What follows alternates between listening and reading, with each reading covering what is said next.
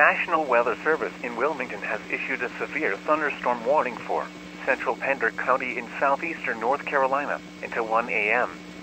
At 12:29 a.m., a severe thunderstorm was located over northwest, or 9 miles northwest of Leland, moving northeast at 45 miles per hour.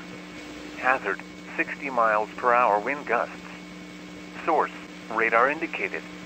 Impact, expect wind damage to trees and power lines. Locations impacted include Burgaw, White Stocking, Point Caswell, Long Creek, Murraytown, Montague, Malpas Corner, Ashton, Rocky Point, Curry, Ward's Corner, The Borough, St. Helena, Watha and Pender Memorial Hospital. For your protection, move to an interior room on the lowest floor of a building.